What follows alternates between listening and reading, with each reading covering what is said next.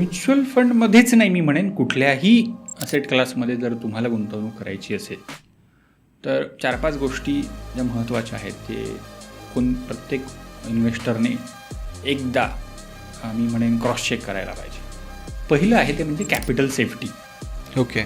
म्हणजे तुम्ही गुंतवलेली जी रक्कम आहे ती FD असेल किंवा गोल्ड असेल, म्युच्युअल फंड असेल, स्टॉक्स असतील किंवा तुम्ही कुठल्याही प्रकारच्या गुंतवणूक करत असाल त्यामध्ये मी गुंतवलेला पैसा सुरक्षित राहणं, कॅपिटल सेफ राहणं हे खूप महत्त्वाचं आहे. बरोबर. कारण आजकाल आपण बघतो की खूप साऱ्या फ्रॉड केसेस आपल्याला बघायला मिळतात. म्हणजे कुणीतरी तुम्ही कोणाकडे तरी पैसे हँडओव्हर करता आणि थोड्या दिवसानंतर कळतं की तो व्यक्तीच काय फ्रॉड होता किंवा त्याचा पैसा तो बुडला. बरोबर. गुंतवणूक केली पण त्याच्यातून काही रिटर्नच मिळाले नाही. अशाही काही गोष्टी आहेत.